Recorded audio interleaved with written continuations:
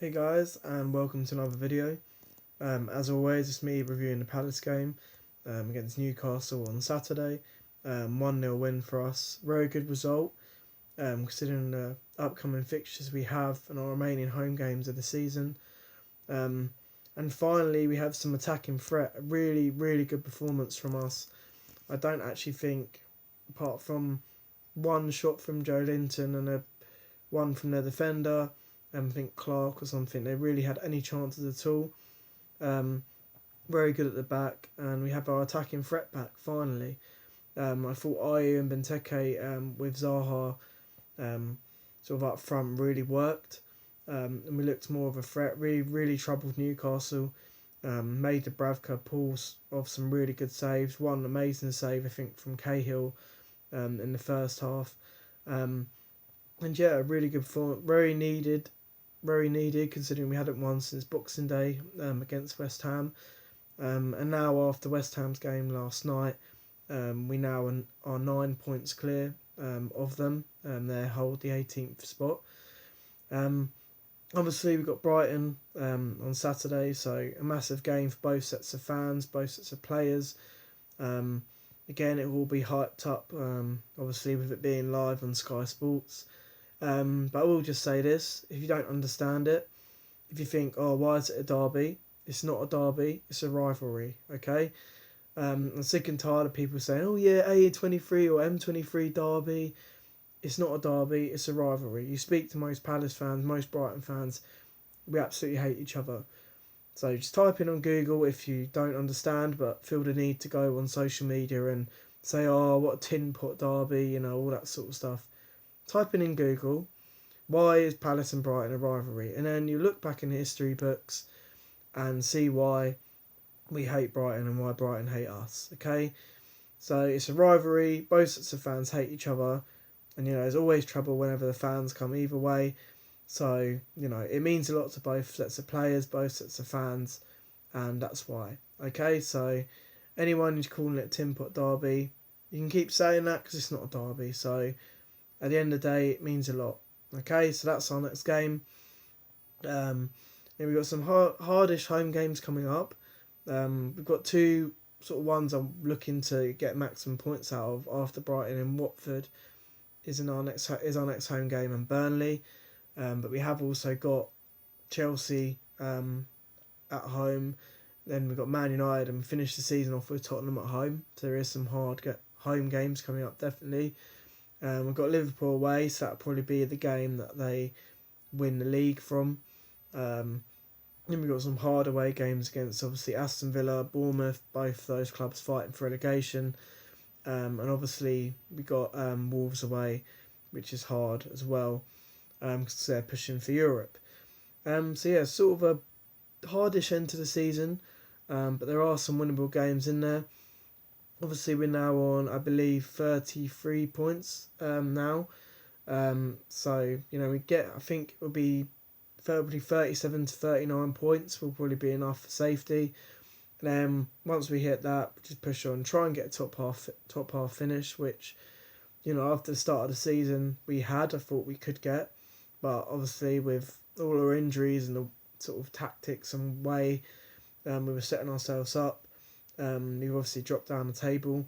But now I think for us, definitely that mid-season break helped. Obviously we got players back that we've didn't have for weeks and months.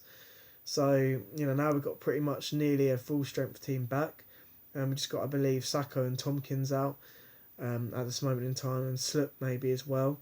So our depth's back, and finally he listened. I don't know if the players have gone to Hodgson and said, or he's been maybe seeing it on social media, the fans moaning, but we needed a three up top. We needed, if he was going to continue playing Ayew, which he has. Ayew's done very well. To have support for Ayew, and playing Benteke up there gets that, and also brings Wilf in. Even though Newcastle had two on Zaha, because they had two on him, it meant sort of Zaha sort of peel out, and then there was space for Ayew and Benteke to flourish sort of during the game. Obviously Benteke getting a goal a few games ago against Everton, hopefully he's put his confidence up. He did have a very good chance in the first half, I believe, when he had a header. Really should have scored it, but it shows maybe it's still not there yet. But he did look a lot better, and he is playing a lot more like we know. He just needs that, another goal, I think, and then hopefully he can kickstart. He's getting there. He is very close, but he just needs one bullet header to go in, and then his confidence will go up. He's a lot better than he has been for us. So anyway, going sort of before the game, obviously I was thinking, I was like, oh, Newcastle, it's going to be tough. It's both of the lowest scoring teams in the league. At the time, we were the lowest scoring team, then it was Newcastle below us. So I wasn't expecting a goal fest. I was expecting sort of 1-0, maybe a 2-1 to either team. But yeah, I was thinking, I'd take a draw, to be fair. But, the way we started the game, you could tell the players are right up for it. And sort of changing the formation that Hodgson decided to go with, it just made us a lot more solid and more enjoyable to watch. Because most Palace fans will say, it has been absolutely horrible to watch our football recently. No real attacking threat. I mean, we haven't really had shots on target at all in the last 3 games, I believe. So it is hard. It is very hard, but thankfully it was a lot more enjoyable. I think we had 9 shots on target the whole game, 6 in the first half. So I think that's one of the best sort of attacking performances from us this season. So hopefully it's on the up. Obviously it's good going into Brighton to get a good performance like that.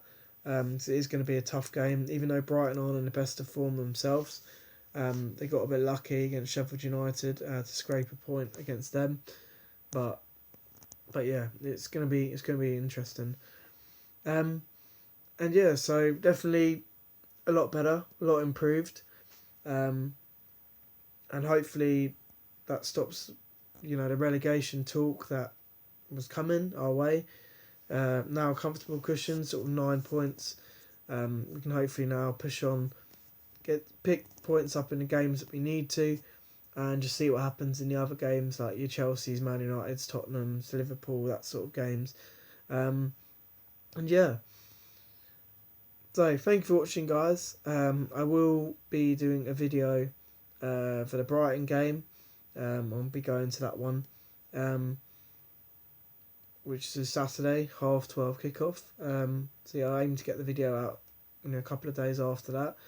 Apologies again for the intro not being there.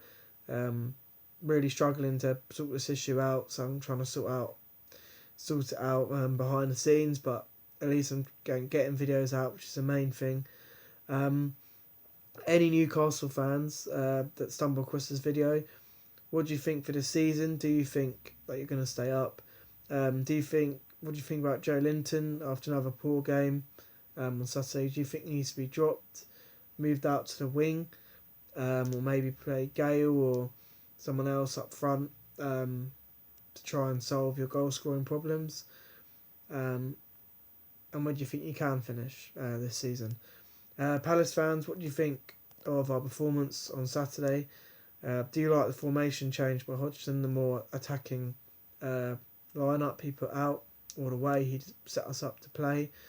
What do you think about Brighton this weekend? Do you think we're going to get a result? Or do you think we're going to roll over like last season and give them an easy win? Interested to know what you guys think. So yeah, anyway guys, thank you for watching. Please like and subscribe, and I'll see you in the next video, which will be Brighton away. Take care guys, and goodbye.